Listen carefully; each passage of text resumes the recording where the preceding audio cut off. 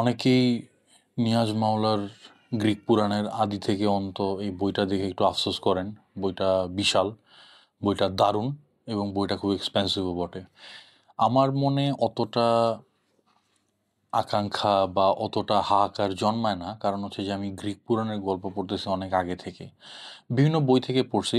But আজকে যে বইটা দেখাতে যাচ্ছি এটা হচ্ছে আমার গ্রিক পুরাণের বা গ্রিক মিথোলজির সাথে আমার যে পরিচিতি হয়েছিল যে বইটা দিয়ে, সেই বইটা। This is where it all started. So এটা হচ্ছে আমার স্টার্টার প্যাক, বা এটা ছিল আমার স্টার্টার প্যাক। এবং বইটা কোনোভাবে ছোট না, মাঝারি সাইজের একটা বই, বেশ ভালোই। এই বইটা আমি কিনি নাই, এই বইটা আমি ক্লাস 6-এ থাকতে আমি গিফট পাইছিলাম। আম, আমার এক পরিচিত আন্টি, ওনারা ইউএসএতে শিফট করতেছিলেন, তো ওনার ছেলের জন্য উনি অনেকগুলো বই কিনছিলেন। তো ম্যাক্সিমাম বই ওনারা যাওয়ার সময় আর নিয়ে যেতে পারেন নাই, বিভিন্ন জিনিস ওনারা বিভিন্ন জনের দিয়ে দিয়েছিলেন। বইগুলো আমি রেখে দিয়েছিলাম, বইগুলো আমি চাইছিলাম, তো বইগুলো আমাকে দিয়ে দিয়েছিলেন। এবং উনি বুঝছিলেন যে বইগুলো হয়তো আমার কাছে সমাদর পাবে, এবং এই বইটা সেই আমার ক্লাস 6-এর সময় থেকে এখনও পর্যন্ত আমার কাছে আছে, এবং যেই কন্ডিশনে উনি আমাকে দিয়েছিলেন প্রায় সেই কন্ডিশনেই আছে, তেমন আমারই কোনো ড্যামেজ হয় না এটাতে। আচ্ছা, তো বইটা অ্যাকচুয়ালি এই দেশের না, একটু এই সাইডে আনি।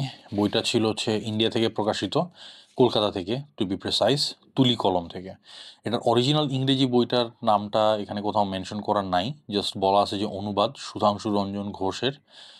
তো এবং পুরা বইটা ভর্তি প্রচুর ইলাস্ট্রেশন আছে। এবং এখানে মেবি ইংরেজি বইটার নাম এটাই ছিল, stories from Greek mythology, but কার লেখা ছিল এটা আমি কোনোভাবে আর ফাইন্ড আউট করতে পারিনি। তো এটার প্রথম প্রকাশ হয়েছিল হচ্ছে 1400 বঙ্গাব্দে, বাংলা সাল 1400। তো it's almost like more than 34 years ago. তো বেশ পুরানো বইটা, এবং ওই সময় বইটার দাম ছিল মাত্র 40 টাকা। Can you imagine?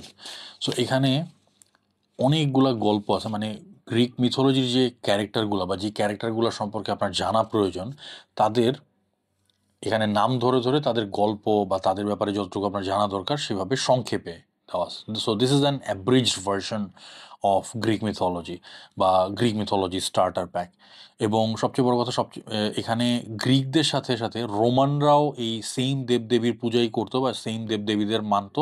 সো তাদের ক্ষেত্রে মানে রোমানরা কোন নামে চিনতো সেটাও এখানে ব্র্যাকেটে দেওয়া আছে। ফর এক্সাম্পল, হেরাকে রোমানরা চিনতো হচ্ছে জুনো নামে, আর্টেমিসকে ডায়ানা নামে চিনতো, এথেনকে মিনার্ভা, বা অ্যাফ্রোডাইটিকে ভিনাস নামে চিনতো, এরেসকে চিনতো হচ্ছে মার্স নামে, বা অন্যান্য জায়গায় যেসব নাম বা ছদ্মনামে তারা পরিচিত হইতেন, ওই নামগুলা এখানে মেনশন করা আছে। আর এখানে গল্পের শেষ নাই। মানে আমি যদি বলতে চাই তাহলে এখানে মানে একদম দেবরাজ জিউস থেকে শুরু করে হেডেস, পোসাইডন, এবং জিউসের সঙ্গে মানে ওনার সঙ্গে প্রমিনেন্ট যে দেবদেবী যারা ছিলেন তাদের সবার বর্ণনা এখানে দেওয়া আছে, এবং তারা কোত্থেকে আসেন, তাদের অরিজিনেশন, এবং তাদের উল্লেখযোগ্য যে ঘটনা যেগুলা মানে বিভিন্ন মানে গ্রিক লিটারেচারগুলোতে পাওয়া গেছে সেগুলো এখানে মোটামুটি লিপিবদ্ধ করা আছে। এবং কিছু মানে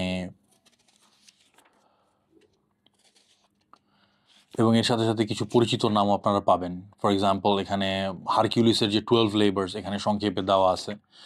দেন পার্সিউসের কাহিনী এখানে আছে, অরফিউসের কাহিনী আছে, পার্সিফনের কাহিনী আছে, পার্সিফনে এবং হেডিসের কাহিনী আছে, হিরো এবং লেন্ডারের কাহিনী আছে। দেন হচ্ছে মেলিগার এবং অ্যাটলান্টা, এদের এদের কাহিনীও আছে, অ্যাটলান্টার দৌড় প্রতিযোগিতা। দেন মিউজ বা যাদের নিয়তি দেবী বলা হয় বা যারা সঙ্গীতের দেবী, তাদের নামও আছে। দেন জেসনও আছে এখানে, জেসনের কাহিনীও এখানে আছে, জেসন দ্য আর্গোনটস।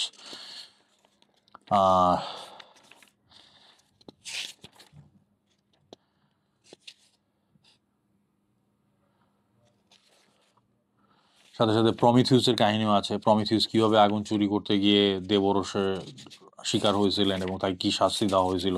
সিসিফাসের কাহিনী এখানে আছে। দেন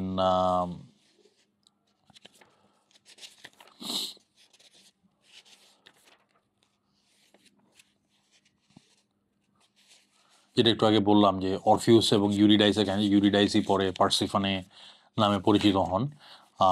অ্যারাকনে দেন অ্যালসেস্টেস, এবং সবচেয়ে বড় কথা ট্রয়ে যে যুদ্ধ হয়েছিল ওখানে কয়েকজন গ্রিক বীরদের বাবা এবং দাদা পরদাদা তাদের ব্যাপারে এখানে আছে। ফর এক্সাম্পল পেলেউস, অ্যাকিলিসের যে বাবা পেলেউস, তার ব্যাপারে ওখানে আছে গল্প। তেলামনের ব্যাপারেও আছে।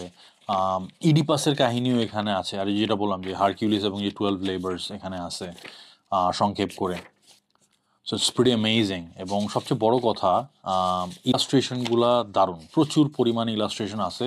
এই ধরনের ইলাস্ট্রেশন এখন দেখাও যায় কম।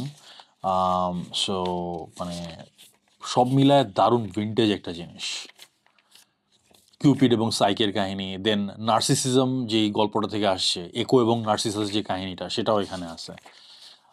সো সবচেয়ে বড় কথা মানে এই গল্পগুলো আমি এতবার পড়ছি, মানে এটা আমার মুখস্থ, পড়তে পড়তে আমার মুখস্থ।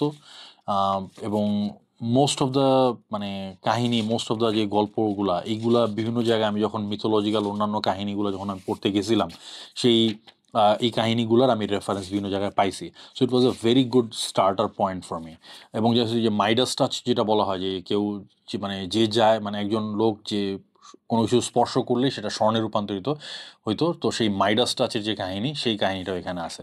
তো এখানে শুধু মিথোলজিক্যাল কাহিনী না, এখানে বিভিন্ন উপদেশমূলক কাহিনীও আছে। মানে মিথোলজি থেকে যে উপদেশমূলক যে ব্যাপার স্যাপারগুলো আছে, সেগুলো এখানে হাইলাইট করা আছে। দেন কিছু যেটাকে বলা হয় যে কিছু অপদেবতা এবং হচ্ছে কিছু দৈত্য দানব, সে তাদের বর্ণনা আছে, যেমন স্কাইলা, বেলারফন, এরিয়ন, পিরামুস এবং থিসপ। এটা হচ্ছে এটা বেসিক্যালি একটা প্রেম কাহিনী আর কি।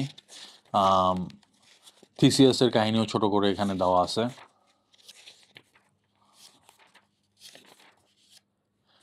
থিবসদের কিছু কাহিনী আছে এখানে। দেন যেই কাহিনীটা আপনারা অনেকে হয়তো বা পড়ছেন, বিভিন্ন জায়গায় এটার হয়তো রেফারেন্স পাইছেন, ইকারুসের ডানা যেটাকে বলা হয়। তো এখানে হচ্ছে ডাইডালুস এবং ইকারুস। তো ডাইডালুস ছিলেন হচ্ছেন ইকারুসের বাবা। তো যে তাদের যে কাহিনীটা হয়েছিল, কিভাবে ইকারুস উঠতে উঠতে সূর্যের কাছে গিয়ে দেন মৃত্যুমুখে পতিত ছিলেন, সেই কাহিনীটাও এখানে আছে। ইডিপাস এখানে আছে, যেটা বলছি। হেলেনের কথাও আছে এখানে। এখানে অনেক মানে পৌরাণিক গল্পগুলো আছে। তো বলতে গেলে বইটা কোনো দিক দিয়ে ছোট না, বইটা যথেষ্ট বড় এবং প্রচুর বিষয় আছে। এবং সবচেয়ে বড় কথা, খুব সহজ এবং মানে সহজবোধ্য ভাষায় জিনিসটা লেখা, বুঝতে কোনো জায়গায় অসুবিধাই হবে না। তো আমি এই জন্য মানে ক্লাস 6 থেকে মানে যখন এটা পড়া শুরু করছিলাম, ক্লাস 6 এটা আমি পাওয়ার পর থেকেই মানে then I got hooked on to Greek mythology. তো আই উড সে যে আই ওয়াজ ভেরি ফরচুনেট যে এইটা দিয়ে আমি গ্রিক মিথোলজিতে আমার আমার মানে গ্রিক মিথোলজি পড়াটা আমার স্টার্ট হয়, এবং এটার কারণেই দেন আমার বুঝতেও সুবিধা হয়। তো এই ধরনের স্টার্টার প্যাক এখন বাংলাদেশে কোন রাইটার আছে বা কারো আছে কিনা আমার আপাতত জানা মতে নাই। বাট এবং এই বইটা এখন কোথাও পাওয়া যায় কিনা আমি কোথাও আর মানে ইভেন পুরানো বইয়ের যে স্তূপ, সেখানেও হাতায় টাতায় এই বইটা আমি আর কোথাও দেখি না। সো এটা আমার কালেকশনে থাকা ওয়ান অফ দ্য রেয়ারেস্ট বইগুলোর মধ্যে একটা। তো এটাই জাস্ট আপনাদের একটু দেখানোর ছিল। তো আই উইল সে যে যদি আপনি বাজেটের মানে কনস্ট্রেন্ট থাকে, যদি বাজেটের লিমিটেশন থাকে, এবং আপনার যদি গ্রিক মিথোলজি সম্পর্কে জানার ইচ্ছা হয়, তাহলে go for something like this. এরকম ধরনের কোনো যদি বই পান যেখানে এরকম গল্প আকারে আছে, আপনার জন্য বুঝতে সুবিধা হবে। নট নেসেসারিলি যে আপনার নিয়াজ মাওলার গ্রিক মিথোলজি আদি থেকে অন্তই কিনতে হবে। ওটা বিশাল সাইজের একটা বই। ওটা মোটামুটি যারা বিশেষজ্ঞ বা ওটা নিয়ে যারা রিসার্চ করতে চান বা রেফারেন্স হিসাবে ইউজ করতে চান, অথবা বিভিন্ন গ্রিক মিথোলজির ক্যারেক্টারের উপর বেস করে আপনি নিজস্ব ফিকশনাল কাহিনী দাঁড় করে দেন, তাদের জন্য জিনিসটা মোর অ্যাপ্লিকেবল। আমাদের মতো লেম্যানদের জন্য, আমাদের মতো মানে মোটামুটি আমি এখন তো অনেক পড়ে পড়ে অনেক আমার মোটামুটি এটা সম্পর্কে জ্ঞান হয়ে গেছে, অনেক নলেজ বেড়ে গেছে, এবং যথেষ্ট মানে জ্ঞান রাখি আমি গ্রিক পুরাণ সম্পর্কে। বাট লেম্যানদের জন্য আই উইল সে যে something like this would be much more appropriate.